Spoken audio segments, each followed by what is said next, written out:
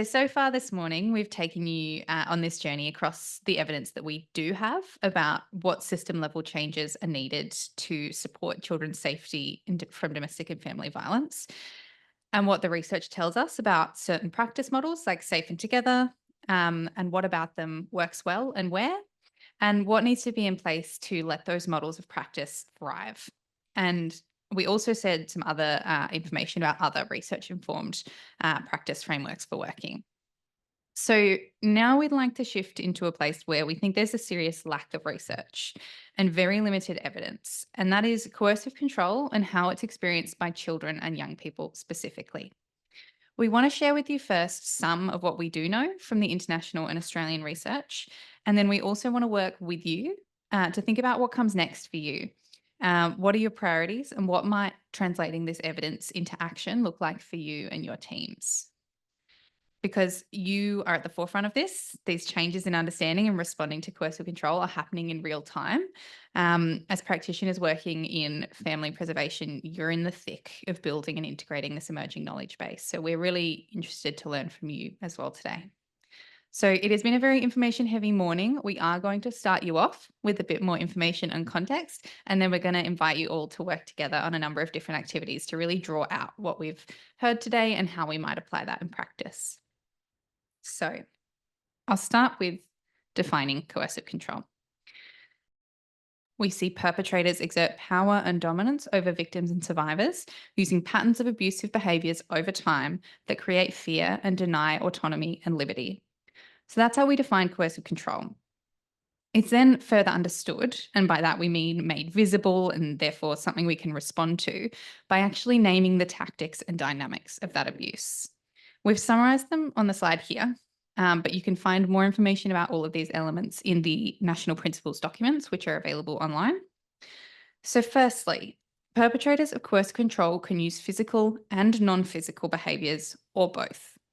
And they can use many different types of abusive behaviours to exert power and dominance. These can be subtle, insidious, and are often highly tailored to the victim, which can make them really difficult to perceive as an outsider. We also see coercive control looking like exploiting victims and survivors during life events such as pregnancy or after the birth of a child. So that creates heightened risk during those times. We know perpetrators can misuse or manipulate services, systems, or processes such as the legal, child protection, or social service systems. And we call this systems abuse, and it becomes particularly apparent often when a couple is separating. Perpetrators can also use technology to facilitate their abuse. So, for example, using tracking applications, spyware on devices, and they can even use things like banking apps to send threatening messages, as we've all seen be more of a focus recently. Most perpetrators engage in coercive control in a methodical and deliberate way. However, whether the perpetrator consciously connects their individual abusive behaviours to an overarching strategy or not, a victim and survivor may still experience coercive control. So, not being conscious of like an overarching strategy doesn't equal that the abuse is unintentional. We also know that coercive control is a gendered issue. So while people of all genders, including men, women, cisgender men and women, and transgender men and women, and non-binary people, can perpetrate or be victims and survivors of coercive control, overwhelmingly it's perpetrated by cisgender men against cisgender or transgender women. And coercive control is particularly prevalent in relationships where there's an imbalance of power. This imbalance is often gendered, but it can also involve perpetrators manipulating or exploiting circumstances where a victim and survivor is reliant on the perpetrator, for example, due to disability, age, or financial circumstances. Perpetrators can use coercive control against all victims and survivors of all ages, including children, young people, and older people. Gendered and intersectional power imbalances create and reinforce structural discrimination and inequalities. So these describe as compound each other and can influence the perpetration, experience, and impacts of coercive control. So one way to think about structural discrimination and oppression and its relationship to coercive control is to think about the patterns of abuse and tactics of coercive control as layer upon layer of restriction and deprivation that push a victim and survivor, including children, into a further state of oppression and isolation. while every layer of structural discrimination and oppression creates another brick in the wall against victims and survivors, further entrapping them through blockades of racism, ableism, sexism, classism, poverty, ageism, and prejudices regarding faith, homophobia, and so on.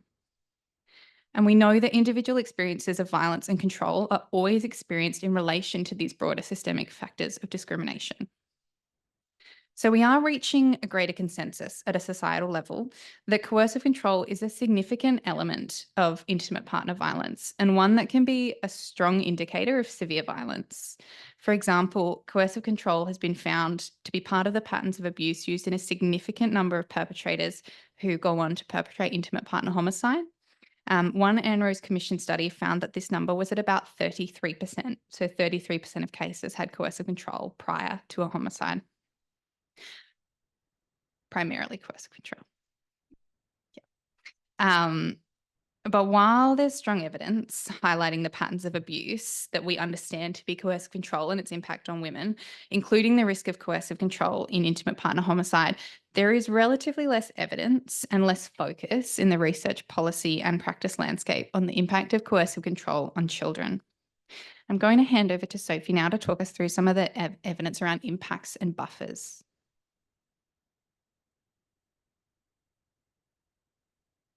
Thanks, Amy. So yeah, this was really exciting to be offered an opportunity to come here and talk about this because this research was new to us. So we've been hearing a lot about coercive control in the context of intimate partner violence, but this was actually an opportunity for us to sit down and learn what the literature is saying about the impact of coercive control on children and young people. So the following is drawn from a systematic review of available evidence, both quantitative and qualitative, about the impact of coercive control on kids and some of the mitigators of those negative impacts. We're going to go through these not as a definitive list, but just as a way to ground our activities that we're going to do this afternoon around what the current research has identified as the outcomes for kids where there is coercive control, and then also give you an opportunity to build upon that. So while there is limited evidence, the research that has been done points to children and young people experiencing this range of impacts from the use of a parent's coercive control, even when the control is primarily targeted at the child's other parent, typically the mother. And that these impacts exist along a continuum of things like restricted access to health services, right through to an increased risk of child homicide. So we've represented these outcomes across 6 domains, and you'll have a little graphic on all of your tables, but we'll also pop it up on the slide soon as well. And as we work through these domains, we want you to think about what resonates with you, but also what you see as missing. Because again, reiterating, this is not a definitive list. This is a starting point. This literature is thin on the ground. So let's start with the first domain. Where's our graphic? There we go. All right. First domain, parenting capacity and style. So children's well-being, as we know, is intrinsically tied up with that of their parents and caregivers. We know from research on child development that just one responsive, attuned relationship with an adult can buffer the impacts of toxic stress on a child's experiences.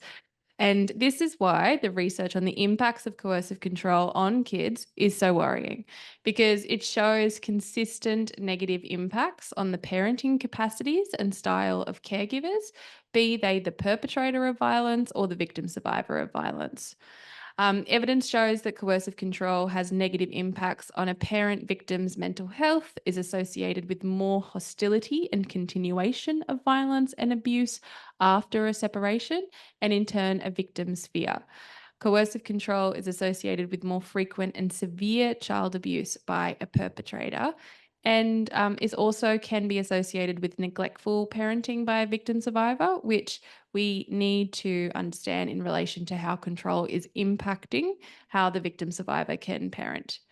Similarly, this needs to be considered into how we incorporate evidence of the fact that harsh and overreactive parenting from both parents has also been identified in the evidence as an outcome of coercive control. And finally, research shows that coercive control is associated with disengaged, harsh, restrictive, and volatile fathering. And this really aligns with what we were talking about earlier as one of those key messages of collaborative practice models and safe and together model in particular, that violence is a parenting choice, coercive control is a parenting choice as well.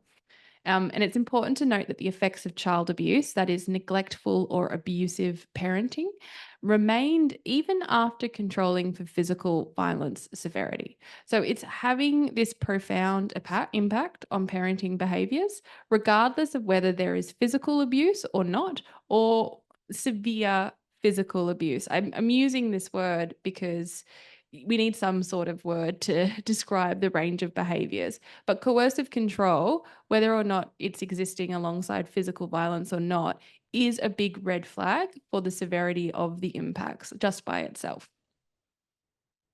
Our second domain is the parent child relationship. So, the research cements that there is this real impact on child parent relationships, with a father's use of coercive control being associated with strained and distant mother child relationships. And this is done through the father isolating mothers from their children, discrediting or degrading mothers to their children, controlling mother child activities, making mothers feel guilty and incompetent, dominating and undermining their mothering, pressuring mothers to use tough love approaches to mothering, and impoverishing mothers in a way that impedes their child's daily lives. Studies have also found that post separation, fathers will use a particular kind of an oscillating approach to parenting where they swing from really dangerous fathering tactics like using intrusive, threatening, or punishing behaviors through to, and I'm using air quotes here, admirable fathering tactics, being overindulgent, seemingly very concerned about the child, or playing the vulnerable victim father to the child and to other people in that child's network. And this interaction of opposing father tactics was associated with a restricted liberty in children. So it's a way that the control is actually restricting the liberty of the child themselves. Third impact is this use of children as pawns in the game of coercive control. Perpetrators use children as tools for abuse, including following a separation, by using the family court system to perpetrate control and abuse, such as by filing for sole custody as a way to threaten mothers and prolonging litigation to increase costs, denying or neglecting children's needs, withholding child support, threatening to or actually kidnapping children, using children and visitation to maintain abuse, making false reports to child protection services, and discrediting the mother in court. Fathers will also coerce children into providing digital information like their phone password. And the effects of this behavior on children can run the gamut from financial insecurity to changing where they live to how how their experiences and needs are seen, heard, and represented in the court process, and through to their physical and emotional safety. While the extent of these avenues for abuse are concerning, it also points to engagement with different systems, so civil and criminal court systems, child support systems, police and child protection, and these are the opportunities for intervention. Fathers will also coerce children into colluding with their abuse. And we can see some connections between this forced collusion and the potential impacts it can have on a young person's behaviors in their own relationships. In that coercive control was predictive of young people's own use of digital monitoring behaviors in their intimate partner relationships. Thank you. All right, so moving on from the kind of interpersonal dynamics and impacts, I want to talk a bit about the impacts of coercive control on child mental health and behaviours. And again, I don't think any of the ways that coercive control may impact a child's mental health and behaviours are going to be particularly surprising for any of us here, um, but I'll walk you through them.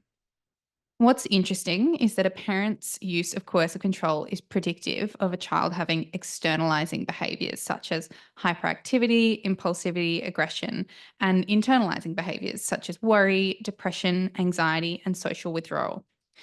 and that remains even after controlling for physical violence, psychological abuse, and a mother's education. So, what that's telling us is that a parent's coercive control towards another parent cannot be underestimated in terms of its impact on the child.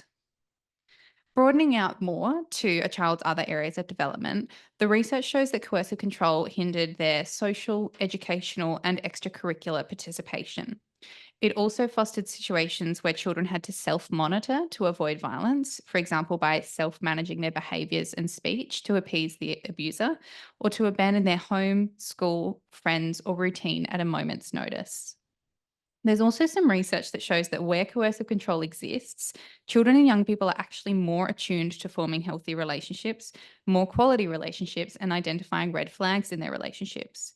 So, this isn't a silver lining, but it is a testament to the learning capacity of young people, and it just cements the importance of relationships among young people themselves as well.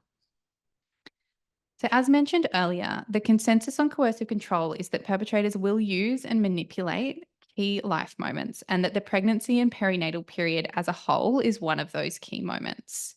The impacts for children are explicitly tied up with mothers in that perpetrators can control prenatal visits and decisions and significantly alter the quality of prenatal care.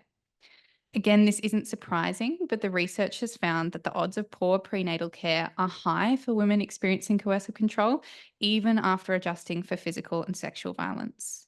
Furthermore, there's evidence that coercive control can be a predictor of negative outcomes for breastfeeding practices, nutrition status, and growth scores, and increased risk of mortality before the age of 5. And again, not surprising that where there is violence, there is increased risk that children will intervene to protect the people and the pets that they love. But what is important and emerges as a theme is that when you compare intimate partner violence, where there are signs of coercive control, and intimate partner violence, where there isn't, the risk of children intervening in violence and being injured is higher when there is coercive control when you compare them to the non coercive control group. And alongside all of these impacts, we do also need to talk about the mitigating factors, which are where service providers have an understanding of the complexities of coercive control. We also see that mothers' higher socioeconomic status, education, and linguistic ability can be a mitigating factor, as can their coping strategies and their understanding of the service systems. Another mitigating factor, again, focusing on mothers, is their ability to focus on children, their opportunities for career development, and their help seeking behaviours. We also see barriers to seeking support, and those are things like rural location and limited access to services, and service provider understanding of coercive control. So I imagine none of those are particularly surprising. So what we'd like to do now is shift into the activities session, the first one we've got today. And we're asking each table to nominate a scribe and a chair. So your scribe will be responsible for documenting your table's discussion on the butcher's paper, and your chair will be responsible for reporting back to the group. So whoever loves public speaking, put your hands up. Um, so where's our first question? This one? Yeah. Yeah. Um, so what we were asking you to do first is think about what's missing from this diagram, and to build on this evidence with your insights as practitioners and as people working with children and families. So take some time to take a look at it. What's missing? What really stands out? And what would you add? We'll give you about 5 minutes to walk through these.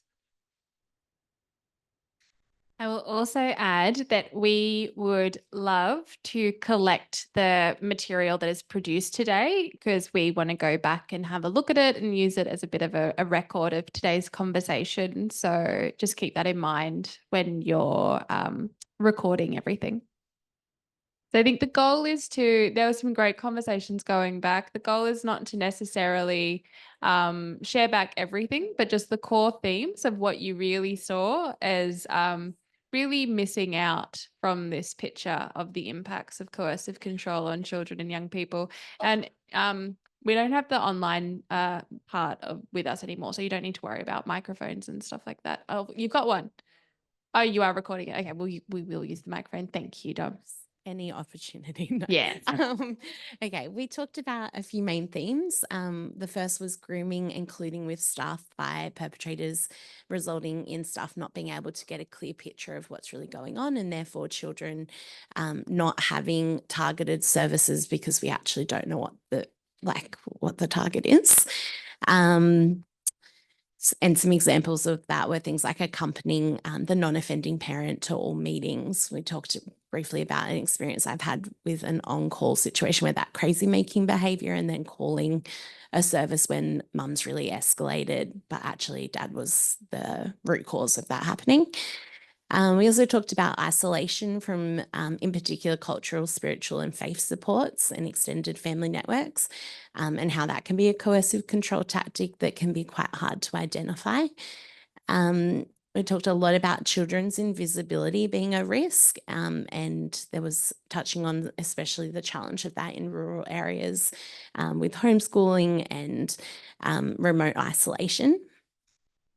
And we talked about manipulation of supports, keeping child protection services and other services in particular at an arm's length. And that sense that staff get, which I'm not sure where that kind of fits, but the sense of staff feeling like they're brought into that crazy making. And I know like we regularly have conversations about, is this right what we're seeing and how we're labeling it? And you just kind of, you feel you get pulled in a little bit to that chaos and that crazy making sense. And then also missing was around the misinterpretation of medical signs that are trauma related. And something we didn't necessarily talk about, but that just came to my mind, again, any opportunity, is the real sense of developmental trauma and the impact that that has on brain development. Yeah.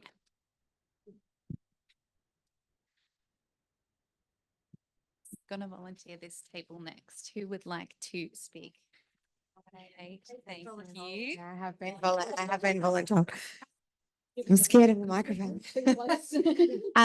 So we talked about a few things. I just wanted to, so one of the themes that I think we were just starting to draw together at the end of our conversation was a theme about manipulating the social system to exert control over women and children. So some examples of that were the way police are talked about in the home, and the way that police are framed to children as, you know, Julie was sharing dogs and using terminology to, that I guess forces a distance between police and children. Another aspect of using police, so I'm sure we're all well across, and this table spoke to, was about, you know, the way that when police are called, who's calling police, and what the story is that police are getting often by a very rational seeming a man who's telling a story that places himself in the victim role. So children are also hearing those stories, and it's crazy making for them too, hey, because, you know, the police are reacting, they're seeing, I guess, social systems reacting to a story that's actually not accurate, and what that means for children and how they relate to police. Another example that I've definitely come across is denying children vaccination, because it's a very easy pathway to then deny them access to childcare, which then denies women any liberty to work. Or another way of using social systems is to, sorry, I'm just looking here, I guess impacting on children's ability to go to school. So definitely come across children who are really concerned about leaving mum at home, and so you can have school refusal. And again, it's framed as a child problem, when what's underlying it is trying to protect their mum, keep them safe. Just trying to think, were there other examples of? Yeah, no, I think the liberty, just any other things about systems being used to, we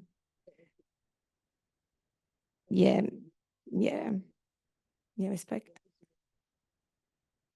Yes. So the other thing that another theme we spoke about was the impact of children of seeing both their mum but also their personal liberty being denied on a daily basis. And one of the things that I've come across in my practice and other people seem to relate to was children not having a sense of interoception. So they cannot identify whether they're hungry, whether they're tired, whether emotions, what they feel like in their body. There's no sense of that. And I was talking about a little one I'm working with who's not eating all day and then vomiting at night because she's eating too much. So that sense of, and I've been working a bit with an OT to understand some ways of supporting that mum and that child. But mum, when we've done a lot of work with mum to understand things from her perspective, and she definitely traces it to dad, not allowing this little one to sleep when she was tired and waking her at night, and controlling food, and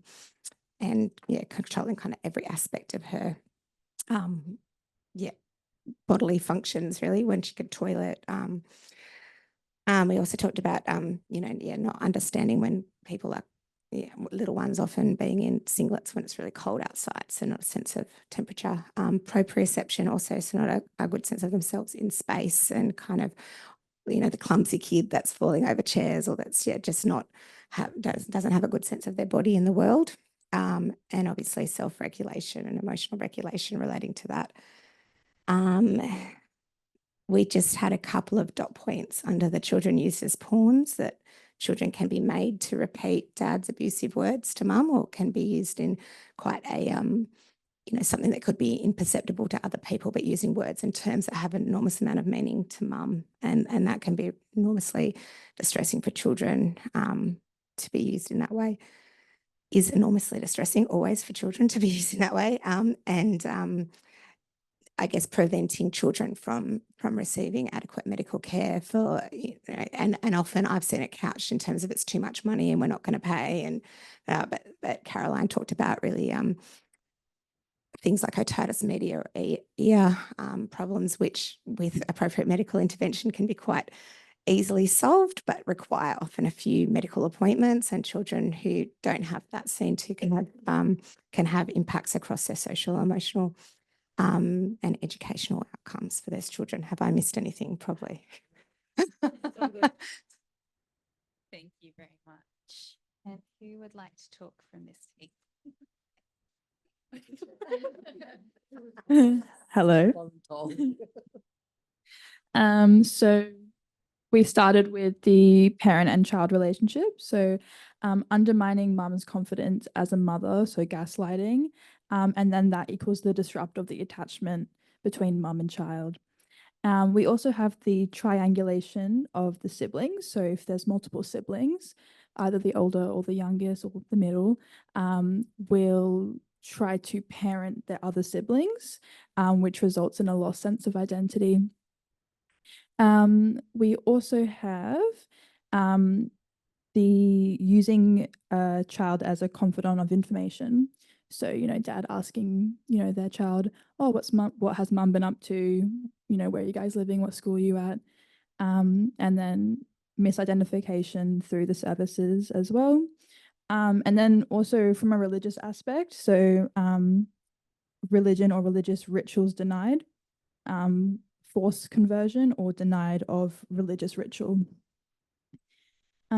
Also, the misidentification of adolescents displaying violence in the home often comes from a history of coercive control in the house. Children often lose their internal compass, their sense of identity and being, feeling misplaced, and also not being able to make choices for themselves. We also have, who are they? Undermining sense of self and identity, and kids just generally not knowing. And then the learning impacts, underperformance or overperformance as well.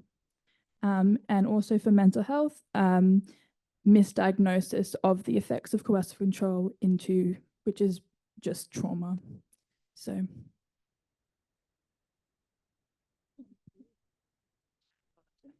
Thank you.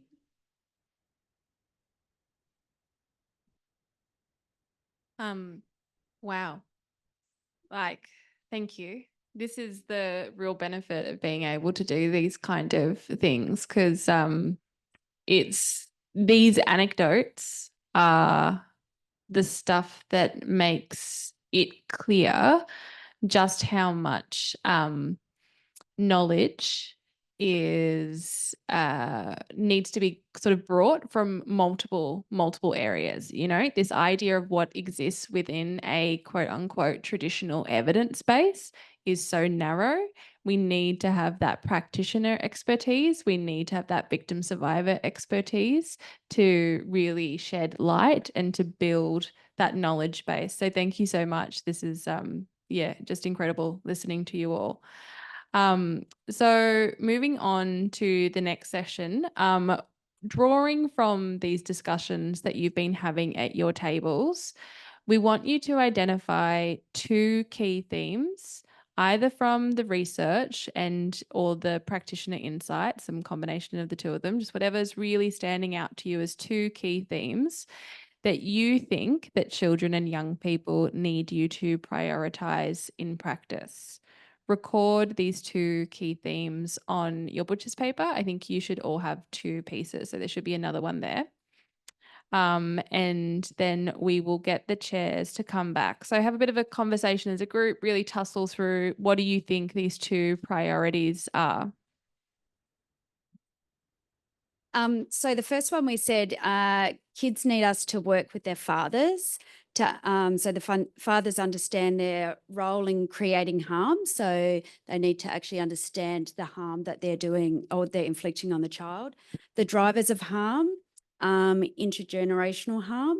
So it's all about working with dad. If we're not working with dad, then we're not going to solve that other part of the problem. So if dad doesn't understand or know how to treat a woman, how to be a father, if he's learned that from his father, how are we going to expect him to know what to do when he doesn't know? No. And children need us to prioritize them. So children need their voices heard and their experiences heard. So they need to feel safe and need to see safe. So if they don't have that, then that's going to be a huge issue for them. They need to be seen and heard. So we need to believe the children when we're having the conversations with them. So that then goes back to that trust and building rapport and building relationships. If we're not believing a child, they're not going to want to talk to us and tell us what's happening. And seen as capable agents, even though they are young, they're important, they're a person, and this is about them. Thank you.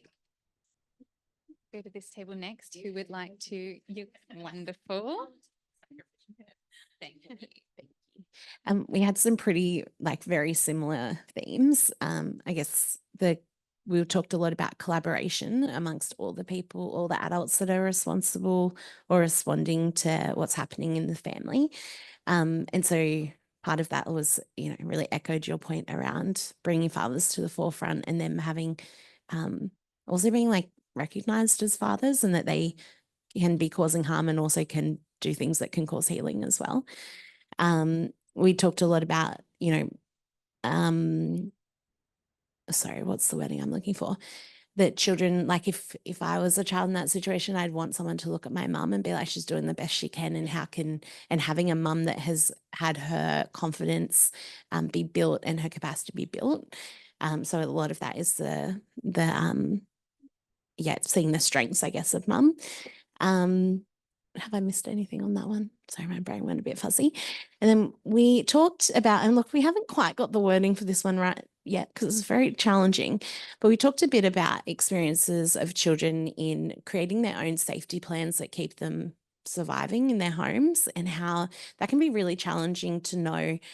We don't want to put responsibility on children to keep themselves safe, but they're already doing that. And actually there is often times where they need to do that to stay alive. So we talked a bit about tailoring safety plans with children in mind, recognizing the roles that they're already doing, but how do we, as a sector, build that nuance? It's a very specific skill set for a worker to have to be able to hold the complexity of that. And also the need to be really doing strong safety planning with non-negotiables for the person who's causing that harm. Anything else? Great.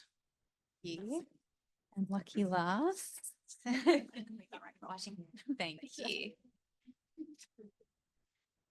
2 things that we saw that they needed is, firstly, awareness and better practices to address the systems use, the role in continuing and creating power imbalances and coercive control to really address that they're intersecting with systems, but we need to be better at actually working with them to protect the children, not just working with the identified problem. Another one, which actually is for a bit later on, is some more research and practice tools to address the impact on older adolescents as they identify their role in coercive control and being used as pawns and in the manipulation of the other parent and any potential outcomes as they sort of get to understand their new world.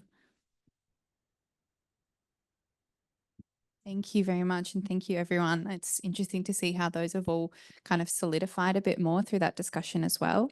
So what we're going to do now is our last activity for the day. We're going to ask you to take one of those priority themes that you've talked about with your table and develop that into a plan. So there is a second piece of paper on your table with a number of headings and boxes. And in that, we'd like you to work together to think about how you might progress that. So who needs to be involved? What might the time frame be? Who would have responsibility and what for? What might the barriers be? How could you overcome them? And what accountability could look like in the short, medium, and long term? And then really drawing on who you've got at your table and in the room today, what support can you provide each other to do that? That brings us to the end of the workshop for today. We would both really like to thank you for your openness and generosity in doing this work. It's been really fantastic for us to sit and hear about your expertise in this space. I hope that you've had a chance to make some connections with other colleagues in the sector who you didn't know before today and to learn from their work. And just to kind of bring us to a close for today, we've obviously talked through a lot of information. A lot of this you would have known from your work. Some of this might be new, and the fact that there's this strong evidence base as well from the research sector that supports what you're doing and how you do it. So we want to invite you all to kind of take some of that knowledge away back into your work. Obviously a lot today, and a lot of that has also been about the barriers. So hope that you can also take away from this knowing what's within your sphere of control. There are obviously these big picture policy and system and structural issues, but you're all doing very important work and doing it very thoughtfully and critically. So I hope that some of what you've heard today is useful to continue doing that. So in terms of practical takeaways, we will be able to share the slides. We'll also share the resources that we spoke about today. We invite you all to take photos of the butcher's paper, the tables that you've been working through and taking those away.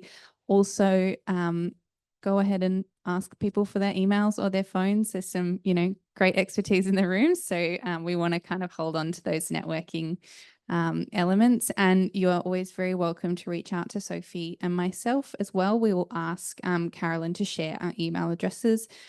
We welcome any feedback, thoughts, something we didn't cover, something we did cover that stood out, and just to know that you're out there in that space as well, and we're always here to help. Anything else from you, Sophie? Beautiful. I'll hand back to Carolyn just to officially wrap up for the day.